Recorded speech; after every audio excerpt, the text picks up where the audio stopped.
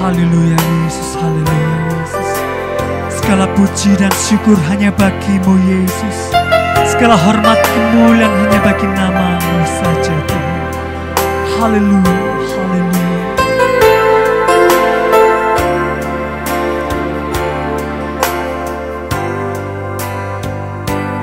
Kau Tuhan yang selamatkanku,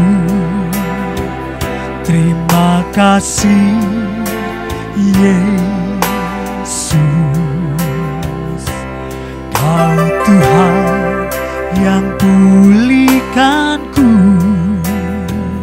terima kasih.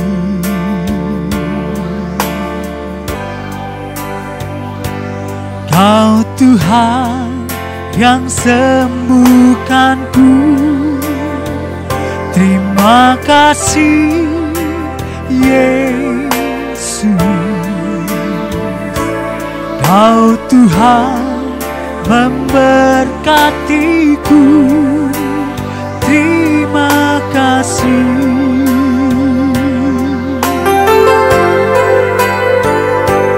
Kau Tuhan yang selamatkanku, terima kasih Yesus. Kau Tuhan yang pulihkanku, terima kasih.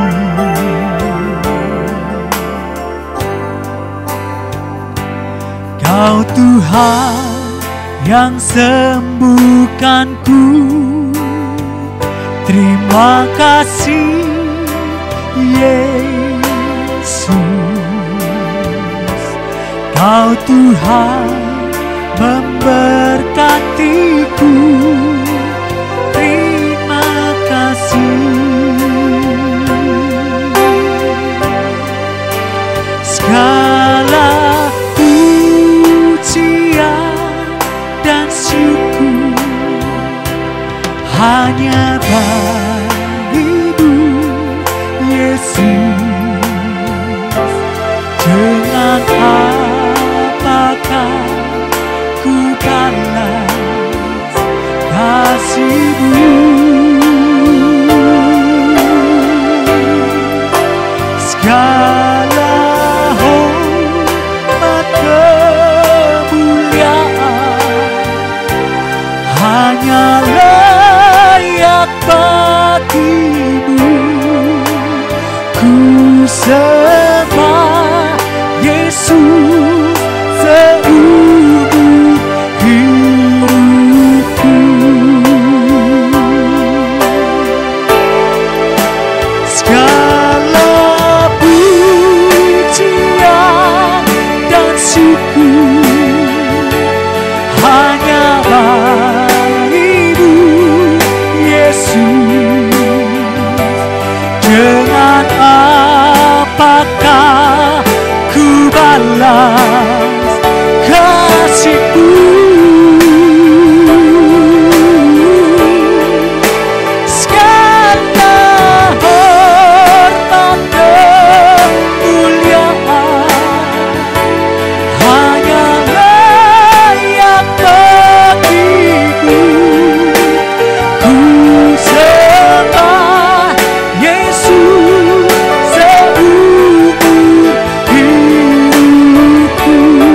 Katakan ku sembah Yesus.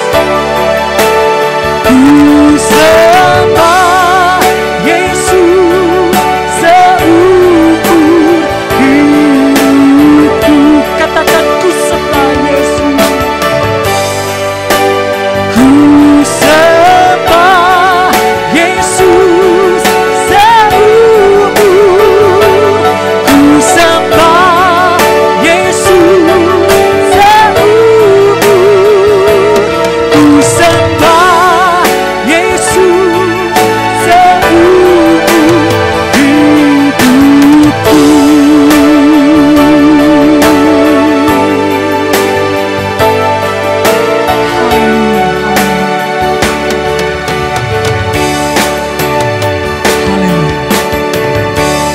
Puji nama Tuhan, saatnya kita akan mendengarkan kebenaran firman Tuhan yang akan disampaikan oleh hambanya Bapak Pendeta Gatot Budiono. Waktu dan tempat saya persilakan. Shalom, salam sejahtera dalam kasih Tuhan Yesus Kristus.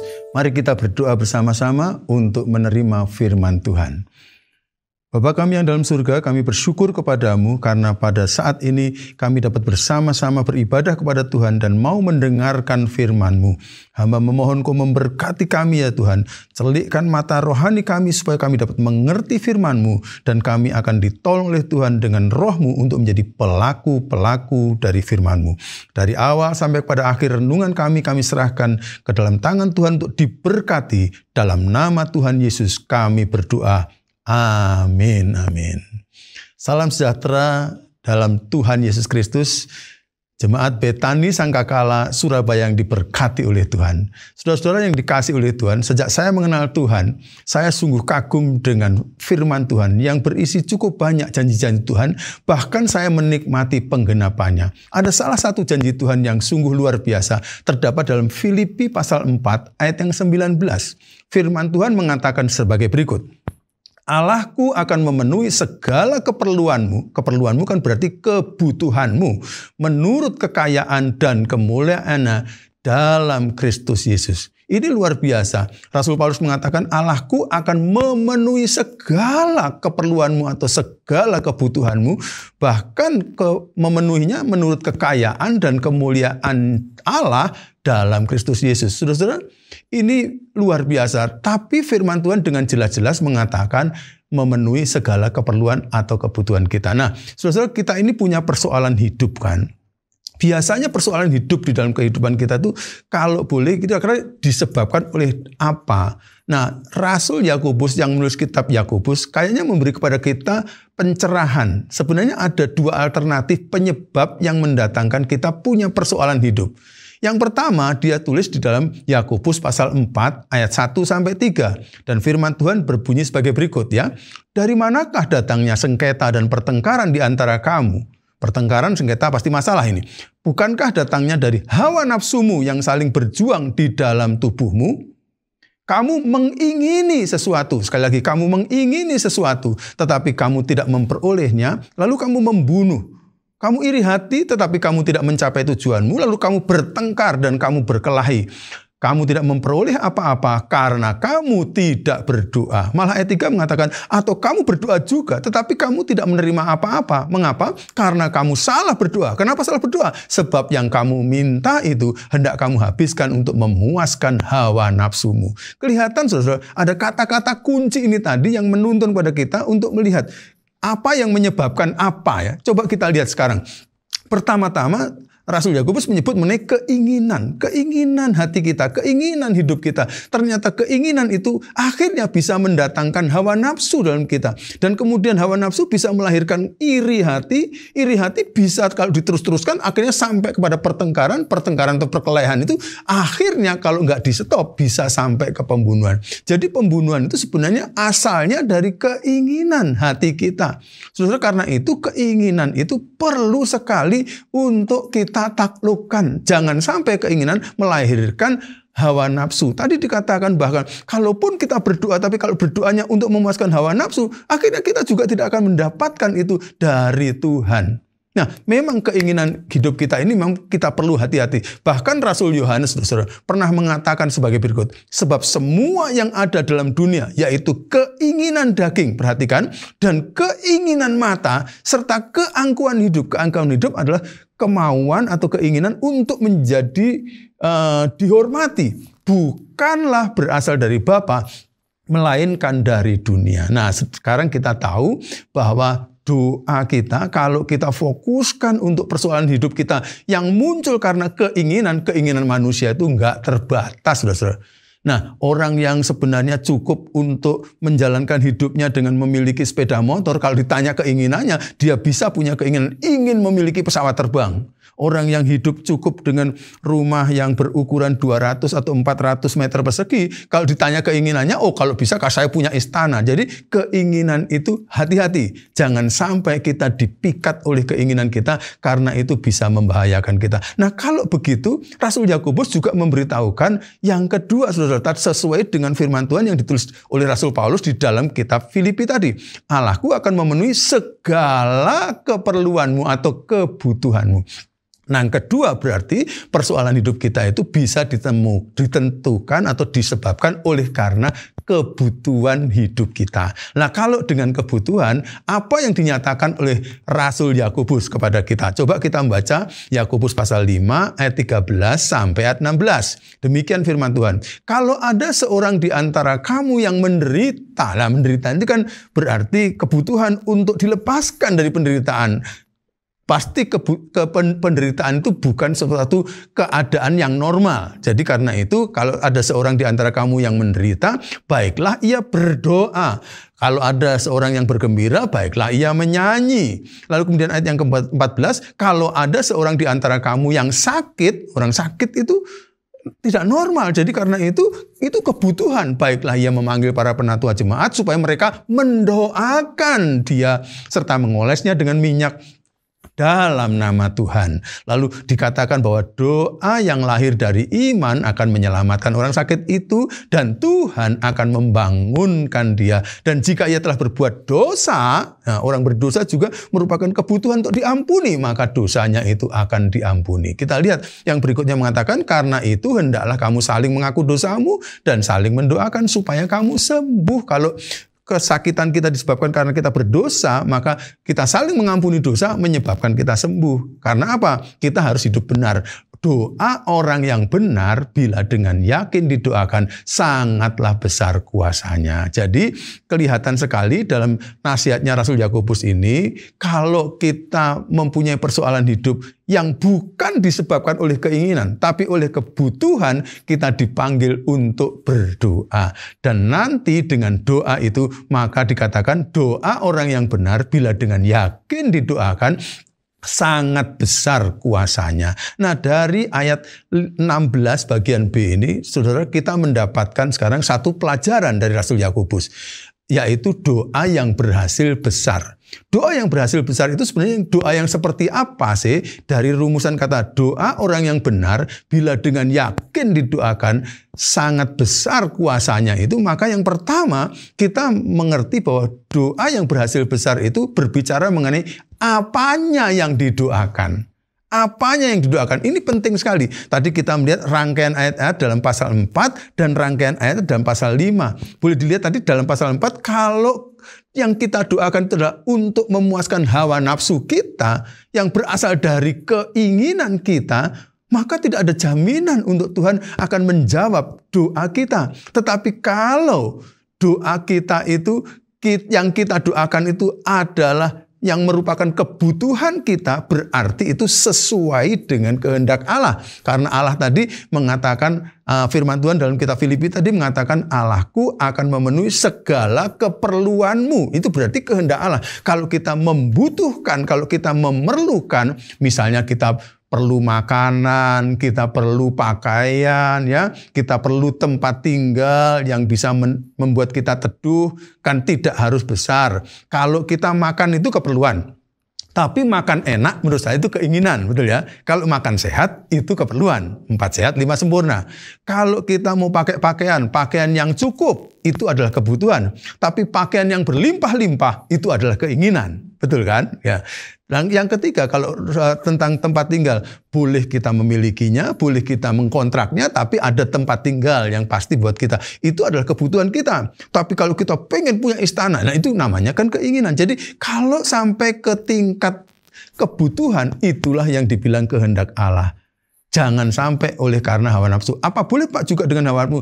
Boleh-boleh saja. Tapi kalau nanti kamu berkesulitan di sana, jangan kemudian salahkan Allah. Kok Allah nggak menjawab? Tapi kalau suatu kebutuhan, pasti nanti Allah akan jawab kebutuhan kita. Betapa luar biasanya kita perlu berdoa sesuai dengan kehendak Allah itu. Supaya kita bisa dikabulkan doa kita. Tuhan Yesus pernah mengajarkan kita doa Bapa kami. Dan doa Bapa kami mengatakan begini, Bapa kami yang ada di surga, dikuduskanlah namamu. Datanglah kerajaanmu dan jadilah kehendakmu di bumi ini seperti di surga. Nah, kalau kita berdoa seperti doa Bapa kami, Tuhan pasti akan menjawab. Yang kita doakan adalah kehendak Allah jatuh atau terjadi dalam hidup kita di bumi. Tapi kadang-kadang kita suka berdoa, biar kehendak-Ku Tuhan jadi di bumi ini dan juga di surga. Karena kita minta ini, minta itu, minta ini. Tuhan kerjakan ini, Tuhan kerjakan itu, Tuhan kerjakan itu. Seolah Tuhan kita suruh-suruh untuk memenuhi kehendak kita. Nah, kalau kehendak kita tidak ada jaminan untuk bisa dikabulkan. Tapi kalau kita berdoa sesuai dengan kehendak Allah, maka Allah dapat memenuhi segala kebutuhan kita. Sehingga karena Tuhan Yesus telah mengajarkan doa Bapa kami, saudara, pada waktu Tuhan Yesus mengalami krisis kehidupan, persoalan yang luar biasa, dia mau disalibkan di Taman Getsemani, Tuhan Yesus akhirnya berdoa begini kan, Bapa, jikalau sekiranya mungkin, kiranya cawan ini, yaitu kematian saya untuk menebus dosa manusia melalui penyaliban, kalau boleh itu dihindarkan Bapa, kalau ada cara lain. Tapi rupanya Bapa menjawab, tidak ada Yesus, tidak bisa, harus melalui itu. Maka doa yang kedua dari Tuhan Yesus mengatakan, jikalau tidak mungkin, janganlah kehendak-Ku yang jadi, tapi kehendak-Mu yang jadi. Sehingga akhirnya Tuhan Yesus disalibkan dalam kehendak Bapa, dan itu menjadi jalan keselamatan bagi seluruh umat manusia. Tuhan Yesus telah memberikan contoh kepada kita, mari kita suka mendoakan bukan untuk keinginan kita, bukan untuk hawa nafsu kita, tapi untuk kebutuhan kita sesuai dengan kehendak Allah. Di situ ada jaminan jawaban atas doa kita. Nah, doa yang berhasil besar yang kedua adalah berbicara bukan mengenai metode berdoanya itu seperti apa, tapi siapanya yang berdoa. Itu yang penting, saudara. Kadang-kadang kita ada mendengar ada training doa, training ini, sehingga seolah-olah kita mempelajari metode. Tapi firman Tuhan tadi mengatakan apa di dalam kitab Yakobus? Doa orang yang benar. Firman Tuhan tidak mengatakan ini, doa yang benar dari orang. Kalau doa yang benar dari orang berarti metode berdoanya.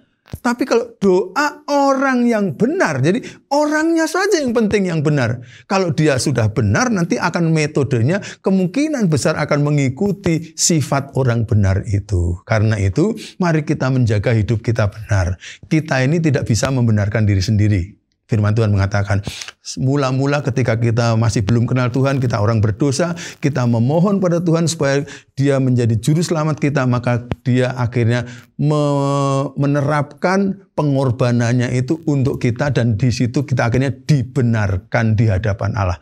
Kebenaran hidup kita karena karya Tuhan Yesus Kristus. Tetapi setelah kita menerima Yesus sebagai Tuhan dan Juru Selamat kita dibenarkan. Maka untuk selanjutnya Allah mau supaya kita bekerja sama, kita menjaga terus hidup kita benar.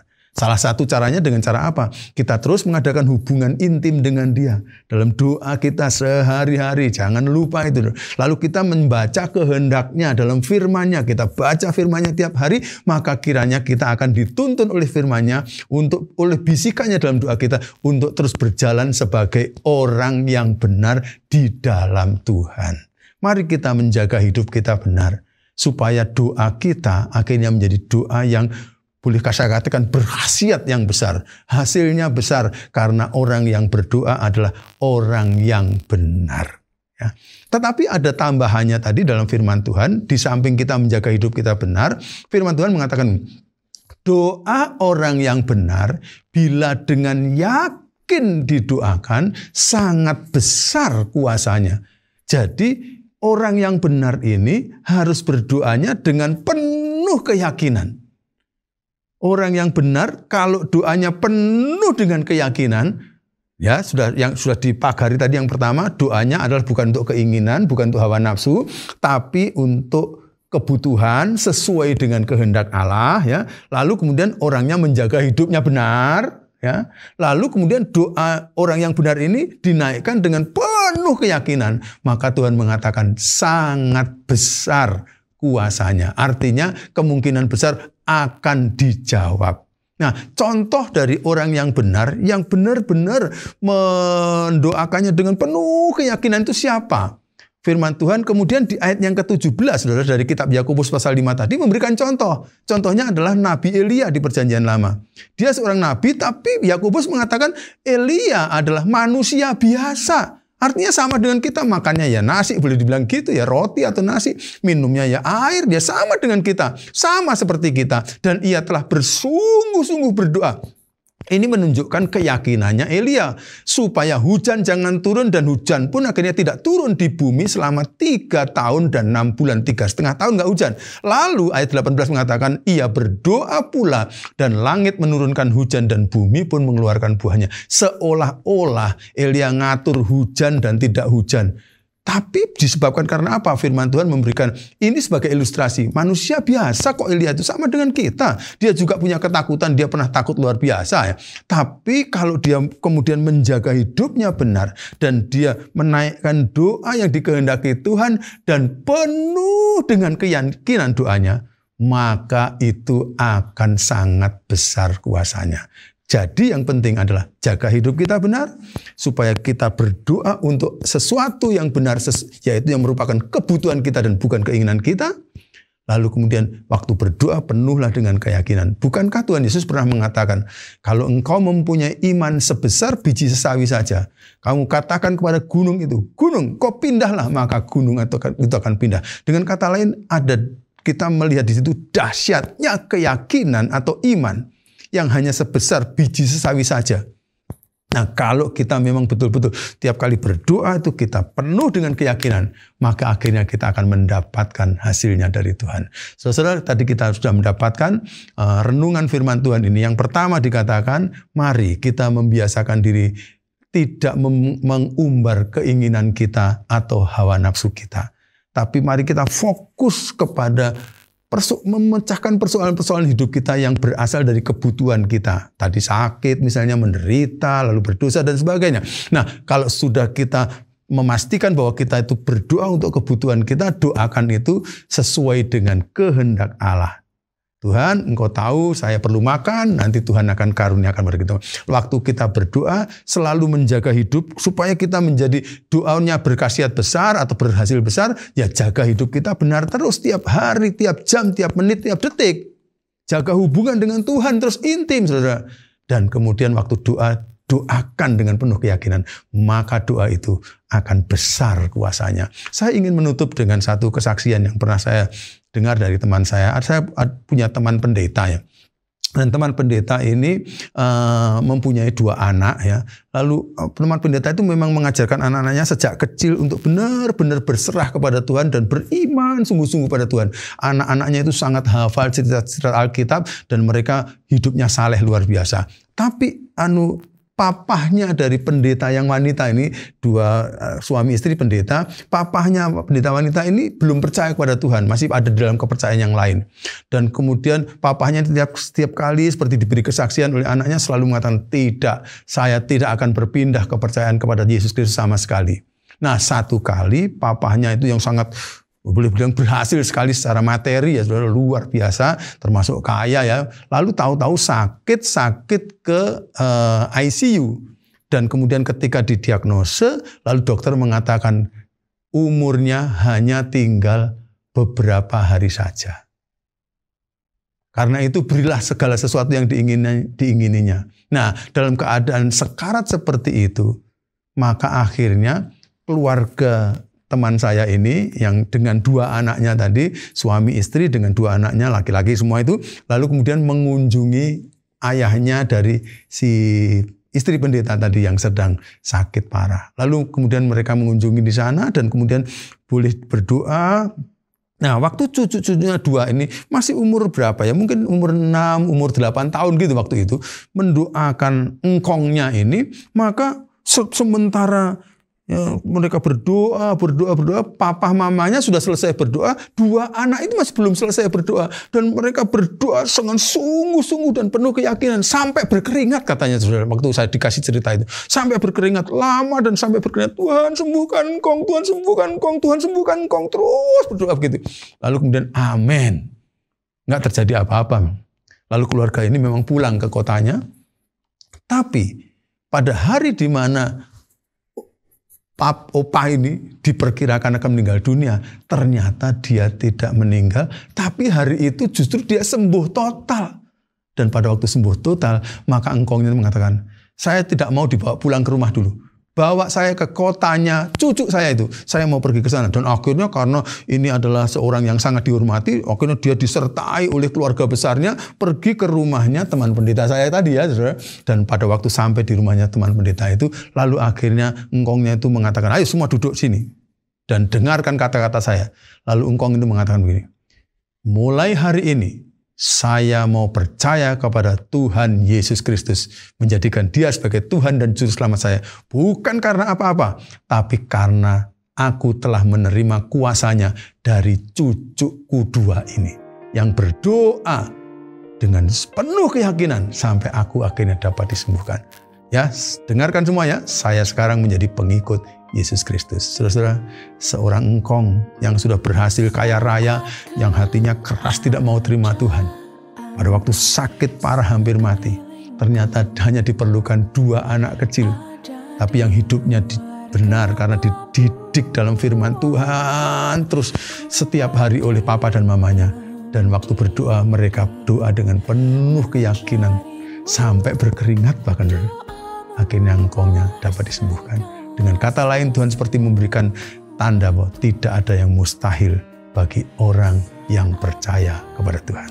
Sudah ada keperluan hidup apa? Sudah punya persoalan hidup apa? Pastikan itu bukan karena keinginan saudara, bukan karena hawa nafsu saudara, tapi karena kebutuhan, maka kita akan dapat berdoa bersama-sama. Mari kita menghadap pada Tuhan dan kemudian kita akan memberi tanggapan terhadap firman Tuhan ini dengan doa kita sekarang. Sebab doa mengubah segala sesuatu. Doa orang benar bila didoakan dengan yakin besar kuasanya.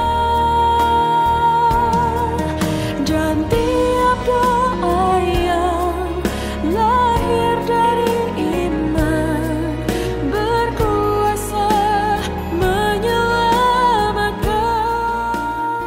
Bapa kami yang dalam surga, kami sangat bersyukur dan terima kasih kepadamu untuk tuntunan firman-Mu. Tuhan akan tolong kami supaya kami tidak akan dipikat oleh keinginan dunia ini, sehingga akhirnya akan dapat menyebabkan hal-hal yang buruk dalam hidup kami.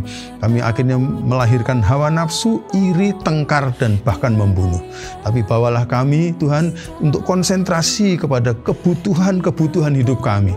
Kebutuhan akan Tuhan dan kebutuhan sehari-hari hidup kami dan keluarga kami. Kami mohon Tuhan akan menolong. Dengan itu maka kami dapat mendoakan setiap hari. Tuhan, apabila ada anak-anak-Mu yang ikut dalam ibadah ini, yang ada yang sakit di antara mereka, tentu kesembuhan adalah kebutuhan umat manusia. Kami bersepakat bersatu hati, Tuhan tolong sembuhkan oleh-Mu dan oleh kuasa-Mu dalam nama Tuhan Yesus, kiranya akan dapat sembuh. Yang lemah kiranya Tuhan kuatkan. Tuhan, yang susah Tuhan hiburkan. Yang sedang menderita Tuhan keluarkan dari penderitaan. Yang berdosa Tuhan ampuni. Apapun juga yang menjadi keperluan kami doakan kepadamu. Kami percaya bahwa Engkau sebagai Allah kami akan memenuhi segala keperluan atau kebutuhan kami dengan limpahnya menurut kekayaan dan kemuliaan yang ada padamu ya Bapa. Kami percaya dengan cara demikian maka kami akhirnya bisa menjadi berkat bagi orang lain. Kalau kami menjadi orang Kristen yang doa-doa kami adalah doa-doa yang selalu dijawab oleh Tuhan atau sering sekali dijawab oleh Tuhan, maka hidup kami akan menjadi kesaksian yang akan bisa memberkati orang lain. Karena itu tolonglah saudara-saudara kami ya Tuhan, supaya kami semuanya hidup di dalam persekutuan yang intim dengan Engkau. Kami menjadi orang yang benar di hadapan Tuhan. Kami percaya sekarang firman-Mu telah ada dalam hati kami, dan kami mohon Tuhan akan terus mengingatkan firman ini sehari-hari sampai kami menjadi pelaku dari firman ini. Berkatilah seluruh jemaat-Mu, jemaat Betani Sangkakala Surabaya ini, dengan hamba-Mu Tuhan, dengan semua pelayan yang ada dalam gereja ini, semua aktivis, bahkan keluarga-keluarga, Engkau akan berkati untuk membawa hormat dan kemuliaan bagi nama Tuhan. Pada akhirnya kami berikan kemuliaan, hormat kepadamu karena Engkau yang patut menerimanya. Dalam nama Tuhan Yesus Kristus, Tuhan dan Juru Selamat kami yang hidup, kami telah berdoa dan mau menjadi pelaku firman Tuhan ini. Haleluya, haleluya. Amin, amin, amin. Amin. Tuhan Yesus memberkati. Kita angkat kedua tangan kita. Bapa, sempurnakanlah ibadah kami Beri kepada kami kemampuan untuk merenungkan dan melakukan firman-Mu. Sidang jemaat yang dicintai oleh Tuhan, terimalah berkat atas nama Bapa, Putra, dan Roh Kudus, dalam nama Tuhan Yesus Kristus, dari sekarang sampai Maranatha, Tuhan Yesus datang untuk dua kalinya. Mari yang percaya sama-sama katakan amin. Tuhan Yesus memberkati. Sampai ketemu minggu depan di jam yang sama.